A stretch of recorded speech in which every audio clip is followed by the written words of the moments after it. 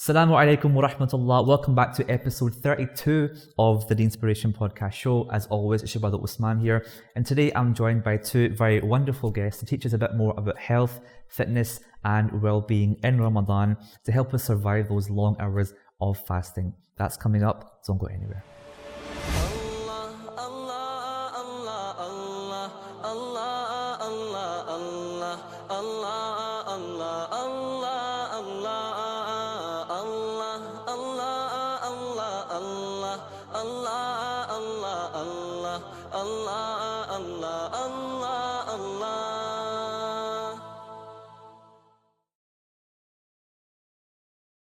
Welcome back, and today we are joined by Dr. Sahira and Brother Adeel Ibrahim of Pure Remedy. So guys, assalamu alaikum, welcome to the show. Walaikum salam. How are you both doing? Ramadan is here. How's your fast going? Alhamdulillah, it's always testing, but I would say for myself personally, it's been not so bad because I've done a bit of prep beforehand. And yourself? Yeah, great, alhamdulillah, yeah. You're quite jamming. energized. So for those out there who don't know what you do, explain a little bit about what it is that you do and also a bit about Pure Remedy, the organisation that you guys run. So I'm a GP with a special interest in lifestyle medicine and a therapist at the Pure Remedy Hijama and Wellbeing Clinic, where we do primarily hijama, but when people come to us for hijama, they realise that we do talk about a lot of other ways of increasing your health and well-being, and it's all about well-being and health and not so much concentrated on the disease. Because as a GP, that seems to be what I do more of that. I talk about disease, but with our clinic, we talk more about well-being. Awesome. Brother Adeel? Myself, I'm a sports scientist, and I do also coaching for various sports, and also a therapist at Pure Remedy doing hijama therapy. And if you don't know, guys, Adeel has actually done hijama on me many times before, and I have to say that I love what both of you are doing, the approach that you take to health and well-being. You take the sunnah approach to it as well, and we'll get onto that more in a second, inshallah. But first of all, we're talking about Ramadan today, right? Ramadan, kind of health and nutrition. It's safe to say that many people out there don't really care when it comes to Ramadan, what they eat or drink. It seems like we live for iftar and suhoor, and in the middle, it's just kind of being sluggish throughout the day. But I suppose there can be a few things that we can do in between that time in iftar or suhoor that can help us last longer, be more energized. So first of all, let's talk about the body itself, right? So what actually happens to the body when we fast? Not something that a lot of people think about actually. Okay. So you're really testing my biology and physiology going back. So when we eat food, it gets turned into glucose, and our liver and our muscles store that for energy needs. So, say you've gone for a run or you're doing something quite strenuous, the glucose gets pumped into your bloodstream and it gets used for your energy needs. After about 6 to 8 hours of not eating, those energy stores, those instant energy stores have been used up. So after 8 hours, you go into the real fasting mode. And that means that the liver then needs to start producing glucose through different ways. And the fat stores are used as well, they're broken down. And when the fat stores are used, obviously you get various health benefits that we know of, one of them being losing weight if done properly. Sure. Also helps release of toxins, so decreasing inflammation in your body. So really that fasting happens after about 6 to 8 hours of your last meal when you go into that fasting mode, and your liver really has to start producing glucose and cleansing your body. Sure. So you mentioned fat loss there, right? And this is what I think a lot of people think about Ramadan. Oh my God, it's my chance to lose a bit of weight. But unfortunately for many people, and I've heard, I think, a statistic in the US, up to, I think, 60% of Muslims actually put on a bit of weight in Ramadan, which is understandable when we have such delicious choice of foods, fried foods, pakodi, samosa, etc. at iftar. So I think my next question is, why is it, aside from just the weight, why is it so important to be conscious of your health in Ramadan, your diet in particular? I think fasting is, they call it intermittent fasting, has become very popular, very fashionable within the non-Muslim community as well as the Muslims. So all over the world, it's become very famous, and a lot of clinical nutritionists Doctors are now writing and blogging about fasting and the benefits of fasting, which obviously Dr. Sahira's mentioned. And a lot of people that are into kind of, body conscious and bodybuilding, weightlifting, people who are going to the gym, are also using fasting to, improve their human growth hormone, help with muscle strength and muscle growth. So these are all a lot of benefits that now people are catching up with. But the thing about fasting is, and there's many methods. It's like the 5 to 2. There's the 16 to 8, which is about 16 hours you fast average, and 8 hours window to eat. That's intermittent fasting, right? Yeah, it's intermittent fasting. Intermittent fasting is many types. We're obviously always doing it because we do the 5 to 2, the Mondays and Thursdays. Sure. Then you've got obviously the 3 white nights, which is middle of the month, according to lunar calendar. And then you've got obviously Ramadan, as well as other months where we do fasting. An average is about sort of 16 to 18 hours generally, but obviously in summer months it can go up to 20. Now, the thing about the fasting is, one of the things we always talk about is that when it comes to the eating, you try to kind of go between 500 to 700 calories. Unfortunately, what happens with some of our community or some cultural sort of things that happen is that we end up going for 1,000, 2,000, possibly even 3,000 calories. So do you mean 500 to 700 in total per person? Yeah, so that's kind of to reap the benefits of fasting. Okay. So in between iftar and suhoor, right? Yeah. So iftar and suhoor, so including that window, is that not to go above the 1,000 mark calorie, because you are fasting. What you're doing is you're taking a break from eating and drinking. You're not starving yourself. So people have got this concept of as if we're going to starve, or generally people who don't know about fasting, they think, oh, you're starving yourself. You're not starving your body at all. You're just taking a break from eating and drinking. Sure. And it's actually when you fast, the way we fast, it preserves your muscle mass, so you're not breaking down muscle. So when you're doing fasting the right way, even with the long fast that we're doing, your body never goes into starvation mode, so muscle mass is never broken down. That's interesting, because for a lot of guys, especially myself, and I'm sure you can relate, is that losing our precious muscle gains that you've worked so hard for in Ramadan. So interesting you're saying that to benefit from the fast, there's a window of ideal amount of calories, but for some people that's one pizza and that's it, and they've got more to come on as well. Go for it. Go ahead. Just talking about the number of calories, when they've done research into intermittent fasting, they've used mice obviously to sort of do these sort of tests, and they found that giving these 3 mice the same number of calories but with a specific time frame, the mice that only ate within say 8 hours the same number of calories were the sort of fittest and least, had the lowest weight. Whereas the mouse that was able to graze for the 24 hours, same number of calories, was obese. Oh wow. So it shows us from that even if you eat whatever you normally eat within that frame of iftar and suhoor, you should still be actually able to lose weight, even if you were consuming the same number of calories. Right, okay. So it's the timing's important as well. Of course, I'm conscious of the fact that our bodies are more receptive to certain foods at certain times or after certain situations, for example, exercise. So let's dive into that now. Can we have some examples of, let's break it up into suhoor and iftar. I'm sure they're different because one is to last an entire day of fasting and one is to replenish what you've kind of not had. So examples of healthy suhoor meals. What should we be putting on our plate in terms of the macronutrients and how much of each? I'll give you an example of what we normally have, just to sort of start us off. Porridge, I think, is a really great grain. It's a whole foods. It's slow release.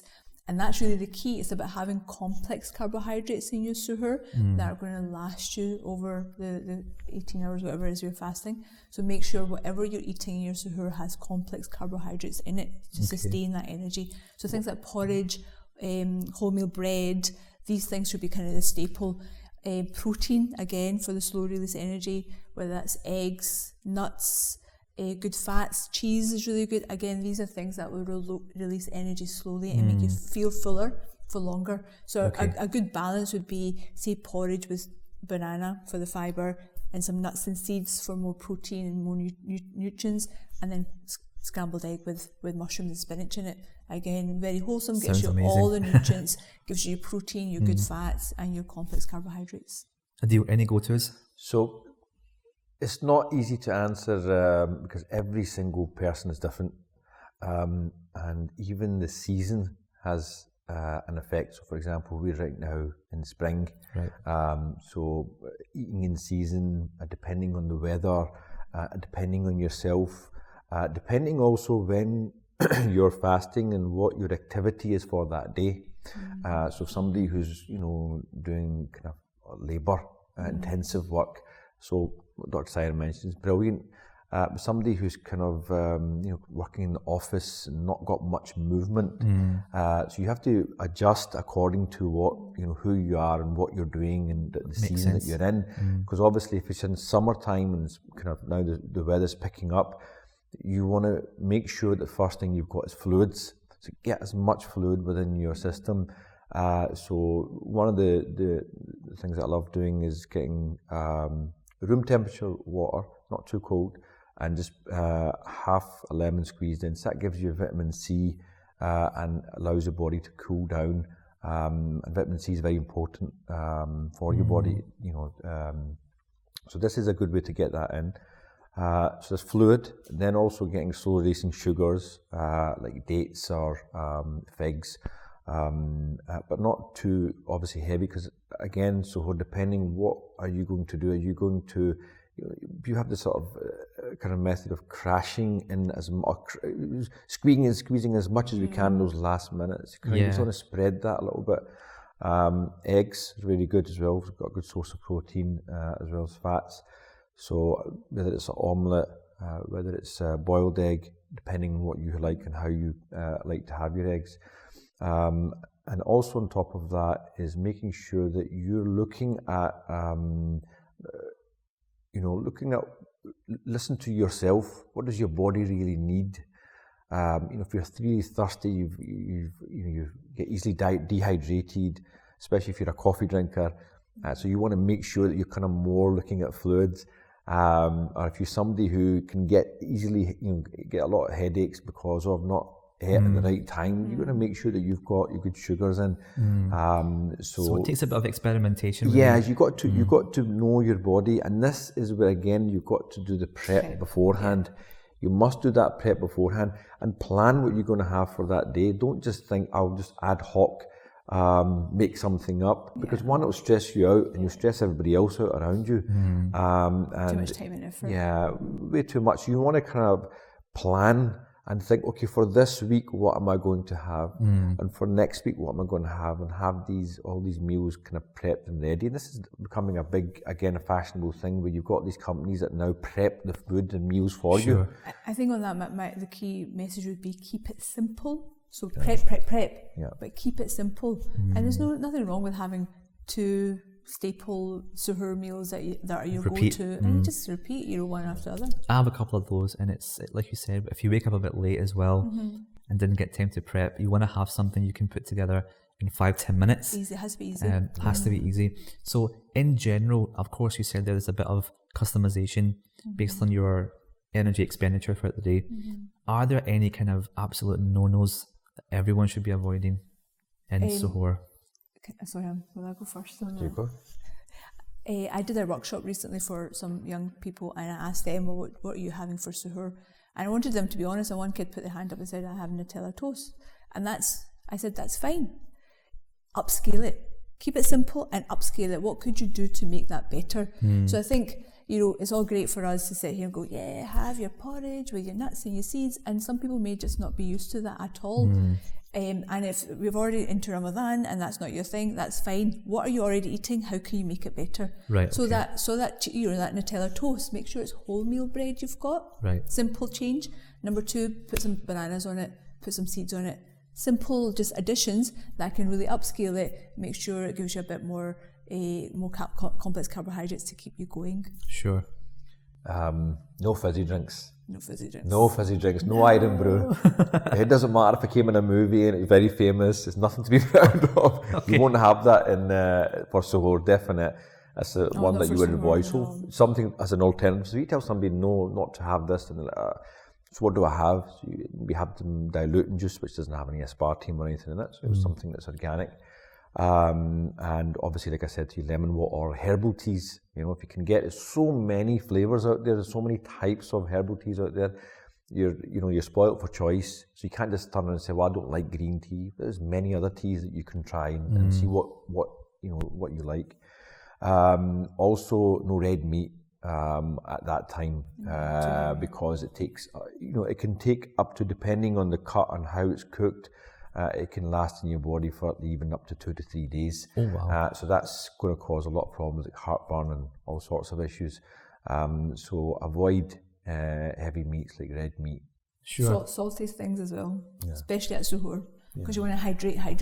Of course, makes you thirsty. And salty things and caffeine, so your teas and coffee, try and cut back on that because that's just going to flush out all that water that you. I was contemplating, so I'm a coffee drinker, right? And I find it hard to not have that first cup of coffee in the morning. And I was contemplating, you get these slow release tablets nowadays that kind of slowly over the day. Would that give you a dose of caffeine? Yeah, is that clever? Or modified release caffeine tablets. Trying to be smart here, guys. Yeah. Okay. Pharmacy, sponsored. Very quickly, iftar. Is it different?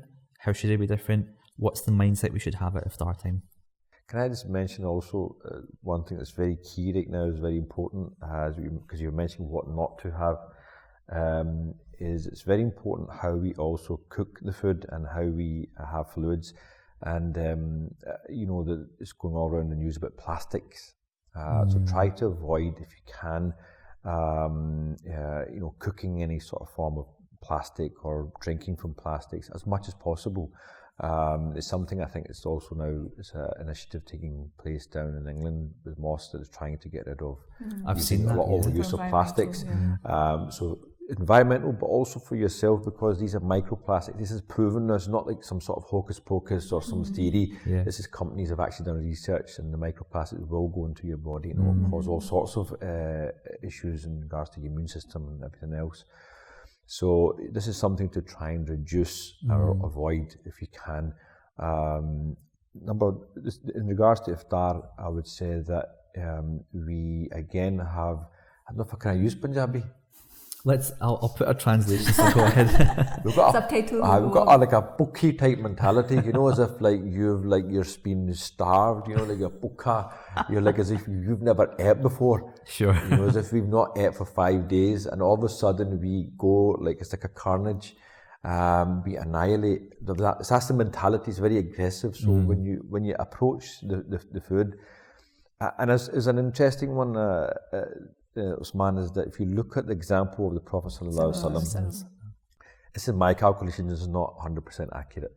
So if you looked at how many days in a year the Prophet ﷺ fasted, it's about 180 days approximately. Okay. And that's nearly half a year. And when the Prophet ﷺ did fast, how did he open the fast? How did he break the fast? Most important thing your body needs is water, fluid. Then he had dates if it was available. And these are the things you've got to look at our example. And I'm not saying go to that extreme. You don't have to go to that, that's what was available for the Prophet at that time. If you've got something that's available, then eat it. I'm not saying to deprive yourself or punish yourself. But you've got to look at the best of examples and kind of get as close to that as possible.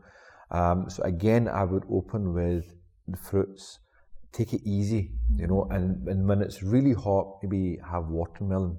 So fruits that have kind of got both are obviously you can have as a food, as well as it has plenty of water and nutrition and minerals inside. So that's how I would open my fast. In regards to the meal, not to put pressure on your family, maybe you should, or we should as men as well as women. Prep and cook our meals and see what you would like to have that day. So again, like I said, I would have a good source of protein, have some mixture of carbs. Always have that mixture. I would say that your plate should look like a rainbow. different colours. If you've not got different colours, That doesn't mean like ketchup no. and barbecue sauce and Skittles. You know what I mean? Yeah, bro, I'll make it look like a rainbow. But that's what they say, eat the rainbow, it's the same Skittles. Yeah, that's it. So different colours, vegetables, salads. Okay. You know, have a good mix. Yes, I don't want to go across, like you said, like don't eat this and don't. Make you know what you like and you know what your palate's like. You've got to make sure you've got a good mixture. And that's what I would always advise, but keep it light because you're going to pray pretty soon. Yeah. And we all know the infamous masjid burps and gas release that happens during Tarawih prayers, unfortunately. One of the things we've forgotten that comes from our tradition is that you've alluded to that whole etiquettes of eating and the respect that we give to food. And one of my boys mentioned something about Japanese culture and their strict rules and regulations around eating. And I said to him, well, actually, we have it in our tradition as well. Imam Ghazali's got a whole book on eating, a whole chapter in his work on eating and how to eat. So there is very much in that tradition that aspect of respecting the food, respecting our bodies and being grateful for that. Not wasting it, etc. Exactly, not wasting it, being mindful of eating. So, our physical health and our spiritual health are interconnected. Sure. So we get, depending on how we eat will affect us as well. So be very mindful of what you're eating, enjoy your food, savour it, chew it, take your time, and all these things will actually add to the barakah and the health value of the food that you're going to eat. Thank you very much, and that was incredibly insightful. But now let's talk about fitness. Okay, lots of fitness buffs out there, fitness conscious people, which is amazing. And in Ramadan, I've seen both extremes, right? I've seen those just like, you know what, all month, forget it, it's Ramadan, taking a break, I'm doing what I want. And I've seen those who unfortunately don't fast because their fitness is more important to them, okay? So let's have, obviously, a balanced approach. Is it okay to maintain a regime in Ramadan? Should we have one? And if so, what should that look like? I'll let Adeel answer that. And by the way, apparently there's the 1 o'clock gym club, 1 a.m. gym club. Maybe you can tell us about quite that. a few, I think, gym clubs and all sorts of cycling clubs going on. I think, look, you've got to commend people who are actually still maintaining and doing exercise and got a routine.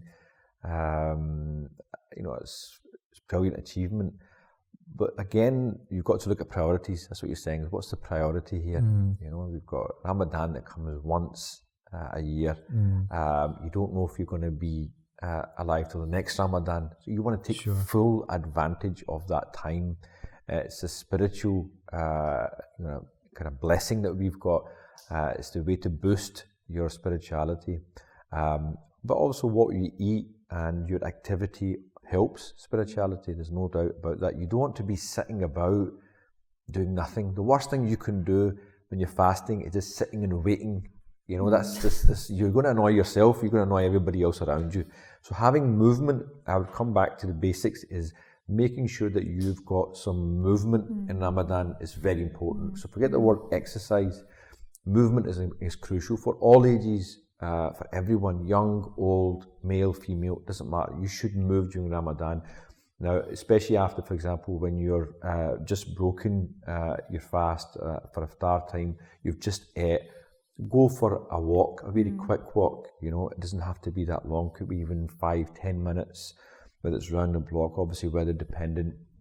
Even in my house, sometimes I would walk around in a circle in the room just to get movement, get the digestion moving. So reaching for the remote control is not enough movement? No, that's not enough. That's not enough. You have to stand up and actually move your legs. Okay. Nowadays, you can just talk to Alexa and she'll do it for you. Yeah. So, okay. I start that Alexa. I forgot her name yesterday and I was like, Elsa, put the light on. Elsa! I'll wait for Jamila to come as well, maybe it might be another version. Jamila, when's the iftar today? And then Azan goes on. So there are some people though that do a lot of fitness and exercise. They have a fitness regime and they don't want to, like you say, lose that.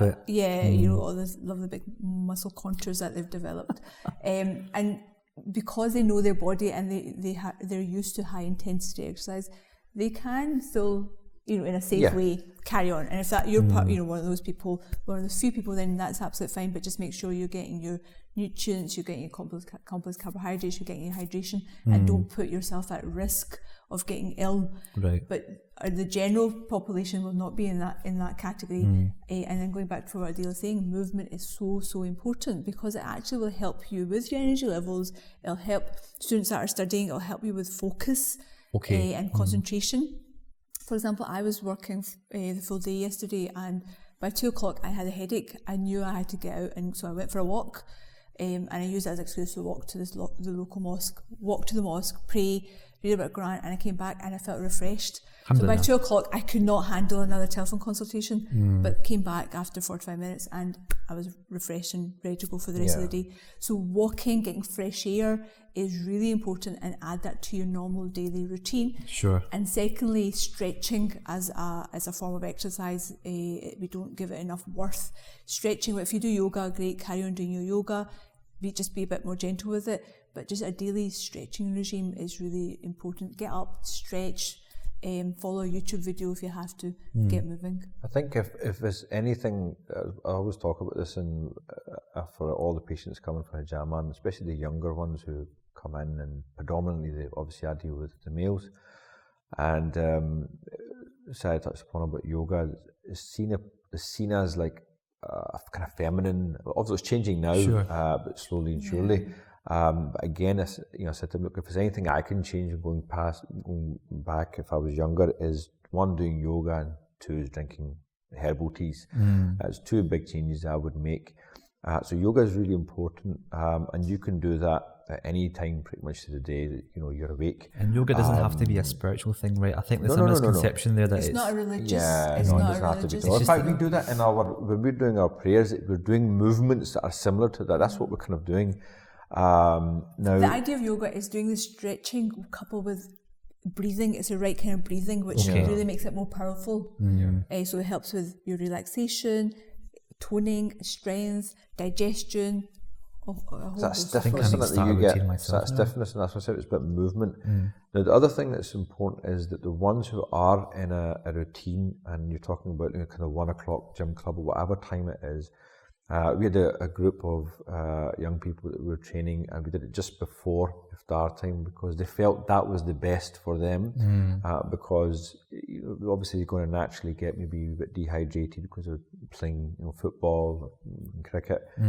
So we'll do it just before iftar. Some people prefer to do it in the morning because that's when they feel they've got the most energy.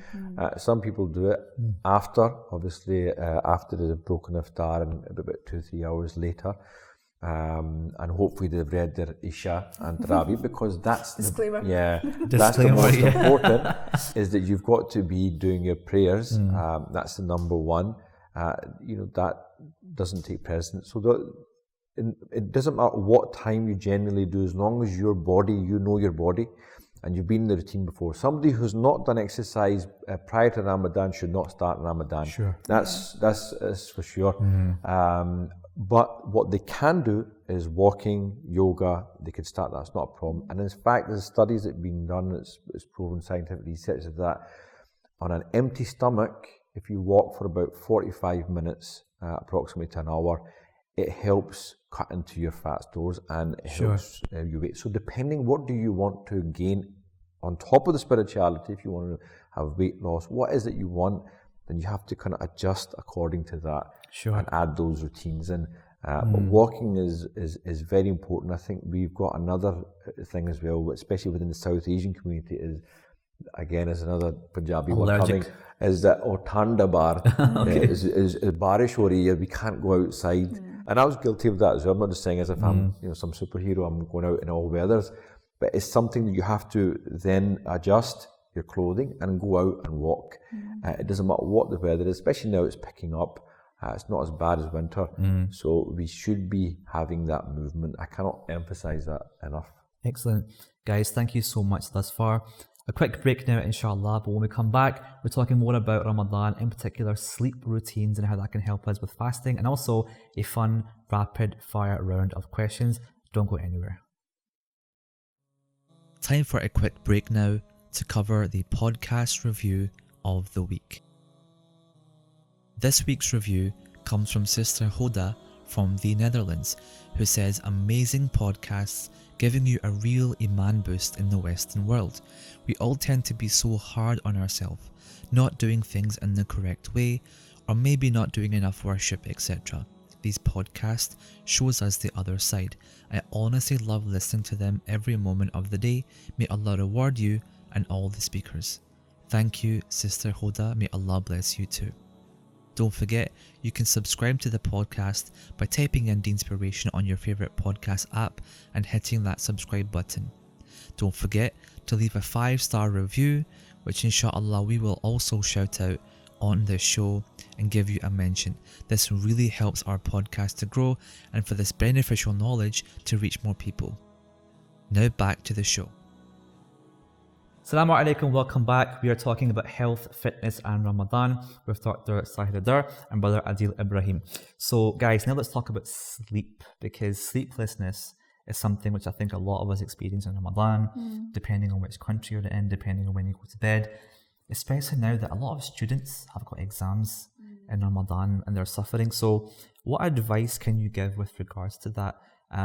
Is there a technique that we can implement when it comes to sleep? Should we be conscious of certain factors?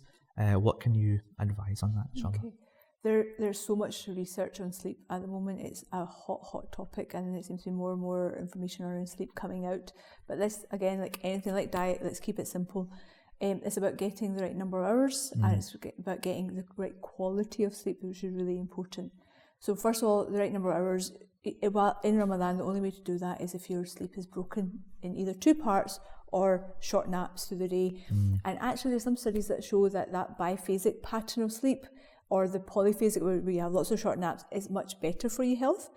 And in certain cultures and countries, it's the norm to have the siesta.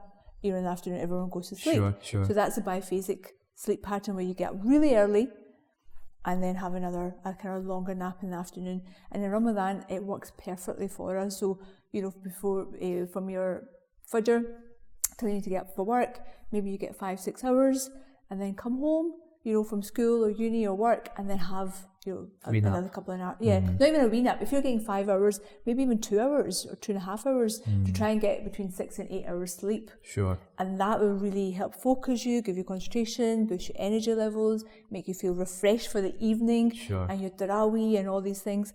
So get the right number of hours. And the key is, I think, just to make it consistent and regular. So make it roughly the same time. And there's roughly the same kind of nap time. That's really important. So don't go 3 days without sleeping, and then 4th night you're knackered and you sleep for 6 hours. Body and clock gets messed up. Yeah, exactly. Okay. So it's just about getting into a new rhythm. Sure. I think for myself is that it depends on what, again, I come back to setting rules go out the window in Ramadan.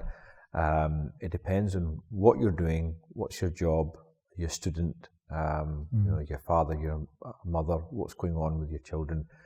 So there's a certain routines that you can't obviously break, and certain things you have to adjust. So obviously one of the things that people will be adjusting is there's suhoor time, obviously, what one are they following.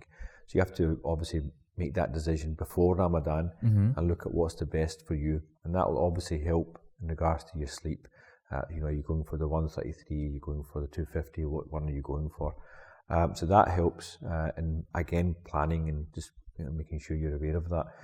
Also, just again, we're talking about this even off camera, is that people don't know their own body. They try to look at other people's routines.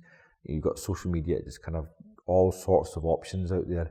But you've got to understand your own body. You've got to know your own body. Try to get to know yourself. Sometimes it sounds a wee bit kind of like hairy-fairy, but it's not that difficult. You know your own tastes. It's not that difficult to find out, what's your trigger points, what stresses you out, what relieves you. Generally, when do you get tired, or, when do you feel energetic? So that's what I would say to look at yourself. Don't try to always follow somebody else's routine. Follow your routine, what's best for you. But keep it a routine. Yeah, and basically if you feel tired and you feel like getting a wee power nap, get a power nap, get it in there. Don't force yourself or drag yourself, because one, it can be not good for your health and dangerous as well, especially if you're driving. If you're a lorry driver, you're doing a lot of driving in your job, you're a taxi driver, or safety's kind of paramount. So give your body that break when it needs it. And of course, you know that actually if you do sleep with that intention of being able to worship more, it becomes in itself an act of worship, right? Yeah. Amazing. Listen, thank you so much. It's been wonderful, very insightful, and I hope that inshallah Ramadan for both of you is incredible and very blessed and a healthy one. But now time for a bit of fun. Rapid fire round of questions. Everyone has to prepare for this. Simple answers, quick, snappy, to the point. Remember Don't who's think going too first, much. innit? Okay, that's fine. So we're going to start off very, very easily, okay? That's Number what one. he's asking us both at the same time. Ah, okay, sorry. Yes. Okay, so first of all, what is your favourite name of Allah? Ar-Rahman. Rahim. And only because yesterday we were doing the 90 names of Allah with the kids, and that's the one we were talking about, so Okay. it's the first one that came. Sure. Yeah. Do you have a favourite surah in the Quran? Surah Nisa. Surah class. Simple. Straight, yeah, simple. Makkah or Medina? Medina. Medina. What is your favourite thing to have for iftar in Ramadan? Disclaimer. Just say it. Chips. There you go. Astaghfirullah. Chips. Astaghfirullah. After all that. Yes. For me, Sweet potato chips. Okay, that's healthier-ish. dilutants. I love dilutants in green tea. Okay, awesome. Speaking of which, coffee or tea? Coffee. Tea. Tea, man. Okay. If you could only eat one food for the rest of your life, what would it be? Chips. Yourself? Chicken. Okay. Which words are you guilty of saying the most?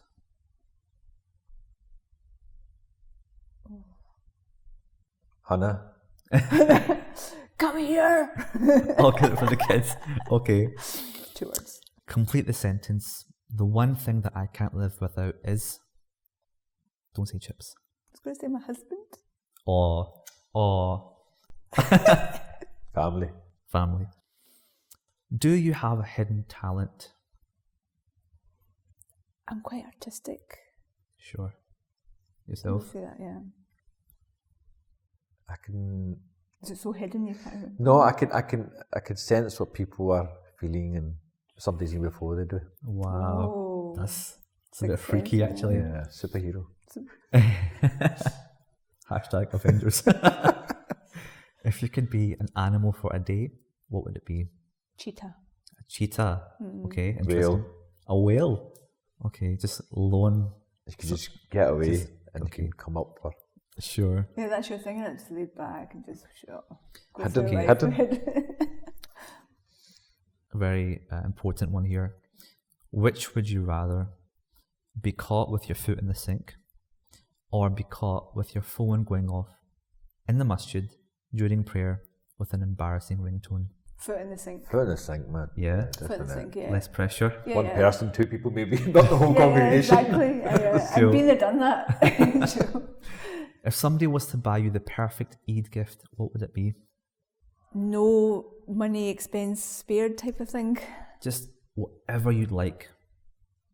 It would be a week's trip to a resort, a yoga resort in Bali by myself.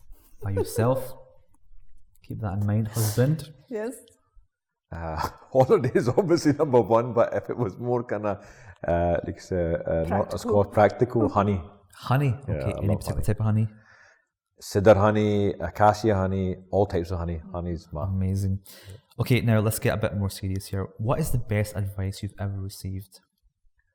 Yeah, for me it would be that everyone is doing the best they can with the resources that they have. And that's a really forgiving piece of advice. And Sure. it's been quite powerful for me, actually. Amazing. My mum used to always say that don't always look at people that have got like worldly things like like finances and stuff. Don't try and look who's got more than you. But when it comes to like grades or education, always trying to reach for the best. So that was one that just stuck with me for. And what's the best advice you have for others? I would give that advice just there. I always get set exactly to I think you have to pass that on, because if you believe in that. So for me, I always say to the kids, when it comes to certain things, always try to do your best, always achieve for the best. But other things, where people have got like worldly things or toys or whatever, don't try to get that. That's not something to look at and try and achieve for.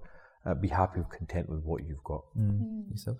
Always take time out to self-reflect on yourself, your actions, and make time for your spirituality. And the other one that came to me was something we mentioned before. Always be yourself. Sure. Unless you're Batman, then be Batman. Amazing. I love it.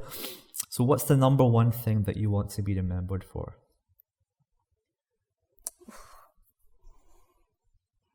I would like to be remembered for my service to others. Awesome. I think reviving the sunnah, that's what one of the reasons we got into, obviously, hijama and Dream Pure Remedy, was just reviving that sunnah. Amazing. And lastly, who is it that inspires you the most? Apart from me, obviously. You first. So, as you're talking about who inspires you as in a local level, or you're talking international level, anybody? In general. Life. I'm going through the life and the Sahira of the Prophet ﷺ, and there's so many examples, but one of the ones I was looking at was Salman Farsi. He was amazing story. You've got to read a story and listen to his story. It's phenomenal. So the Sahaba that are around Prophet ﷺ, definitely. For myself, it's everyday role models that, to me, epitomise things we learn from the Sahira and from the companions, and these everyday people in our lives embody those characteristics in the society that we live in, because we always kind of feel like, oh no, our world's different, our society's different, we can't be like them. But there are people in our lives that embody those characteristics. So, I mean, I to name a few, our teachers for Sheikh Amr, Sheikh Rizwan, to me are just amazing, mashallah. Awesome. And also, there are everyday role models. Recently, one of my role models passed away, Auntie Nilofer. And she, and I remember when I was at uni and hearing that she was this, she was a doctor and she was doing nurses at home and she was this amazing community leader. I remember thinking, oh, I'd love to be like her. So there's people like that in our everyday lives that just epitomise those characteristics of the Prophet ﷺ and the companions and in this society. So those are my inspirations. Amazing. May Allah bless them and bless both of you too. Thank you so much. Once again, I hope you have an incredible Ramadan. Exactly. Guys, thank you so much for joining us today. Don't forget that for more information, you can go to deenspiration.com/episode 32 and also listen to the audio version of these podcasts on your smartphone, on Apple Podcasts, Spotify, SoundCloud and so on. The information is going to be down below. Thank you so much for joining me and have an amazing Ramadan, inshallah. Assalamu alaikum wa rahmatullah.